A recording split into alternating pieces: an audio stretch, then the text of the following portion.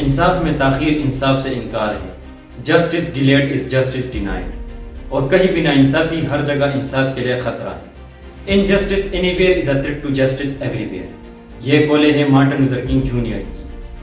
یہ بات ہے سن 1955 کی جب دنیا نے مارٹن لوتھر کنگ جونیئر کی شکل میں عدم تشدد یعنی نان وائلنس کے سرگرم کارکن کو دیکھا.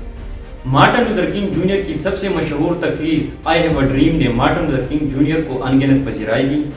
اور آج کی دنیا میں بھی مارٹن لوتھر کنگ جونیئر کی تقریر آئی ہیو اے ڈریم کی آواز گونجتی رہتی ہیں. مارٹن لوتھر کنگ جونیئر کو شارٹ کی MLK بھی کہا جاتا ہے. MLK 15 جنوری سن 1929 کو اٹلانٹا جارجیا میں پیدا ہوئے. انہوں نے ابتدائی تعلیم بوکر تی فیرو واشنگٹن ہائی اسکول سے حاصل کی اور 15 سال کی عمر میں مور ہاؤس کالج میں ایڈمیشن لیا. اچھا، مور ہاؤس کالج میں ایڈمیشن لیتے ہوئے MLK کی عمر کافی کم تھی. اس کی وجہ یہ ہے کہ MLK نے اسکول کے وقت ڈبل پروموشن لیا تھا، یعنی کچھ کلاسوں کو اسکپ کیے ہوئے تھے، جس کی وجہ سے MLK کی عمر کم تھی، یعنی 15 سال کی. MLK نے مور ہاؤس کالج سے سوشیولوجی کی ڈگری لے کر کروزر سیمینری چلے گئے تاکہ اپنے عقیدے کو اور مضبوط کرے. اور اس کے بعد بوسٹن یونیورسٹی سے تھیولوجی میں PhD کر لیا، یعنی ڈاکٹر آف فلسفی کر لیا.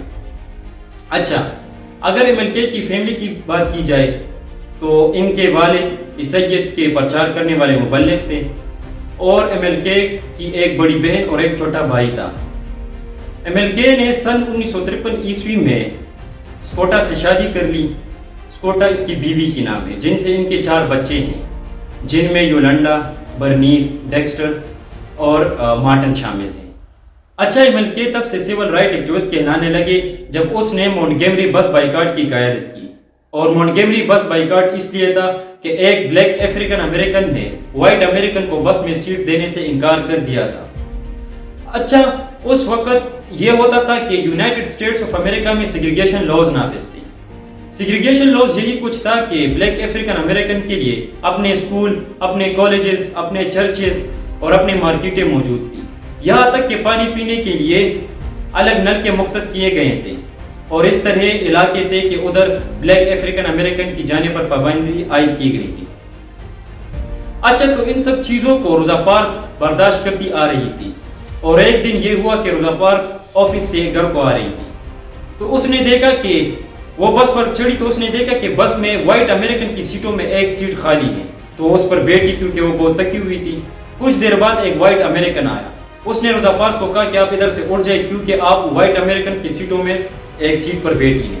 تو روزا پارکس نے کہا کہ میں نہیں اٹھوں گی کیونکہ میں پہلی آئی ہوں. تو اس دونوں کے درمیان بحث چڑھ گئی. تو بس ڈرائیور نے پولیس کو کال کر دی. پولیس جیسے ہی آیا اس نے روزا پارکس کو گرفتار کر لیا. اس نے روزا پارکس کو کہا کہ آپ نے سیگریگیشن لا توڑا ہے اور روزا پارکس پر $10 جرمانہ بھی عائد کر دیا. اچھا، تو پھر روزا پارکس نے سپریم کورٹ کی طرف رجوع کر دی اور اس نے سپریم کورٹ کو بتایا، روزا پارکس نے سپریم کورٹ کو بتایا کہ یہ لاز جو ہے سیگریگیشن لاز یہ انلیگل ہے. اور دوسرے سائٹ پر جو تھا MLK نے اس حوالے سے مونٹگیمری بس بائیکاٹ کا اعلان بھی کر رکھا تھا اور یہ بائیکاٹ تقریباً 1 سال تک جاری رہا. لیکن اس دوران MLK کو گرفتار بھی کر لیا گیا اور اس کے گھر پر دستی بم بھی پھینک دیے گئے.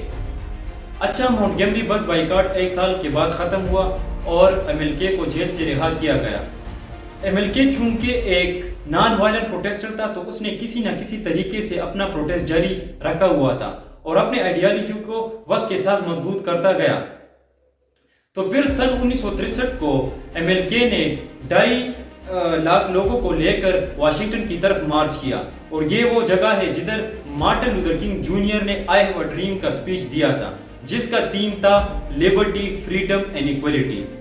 There will be no discrimination between black American and white American. تو یہ اس کا تھیم تھا. تو اگلے ہی سال 1964 کو سول رائٹ ایکٹ جو تھا وہ پاس ہوا، یعنی لبرٹی، فریڈم اور رائٹ سب کو مل گئے، ایکول مل گئے. اور بالآخر 4 اپریل 1964 کو مارٹن لوتھر کنگ جونیئر کو جیمز نامی بندے نے گولی مار دی. لیکن یاد رکھیے کہ اس کے 40 سال بعد مارٹن لوتھر کنگ آئیڈیالوجی کی جو بینیفیشری تھا وہ پریزیڈنٹ باراک اوباما کی شکل میں نکلا. آج کے لیے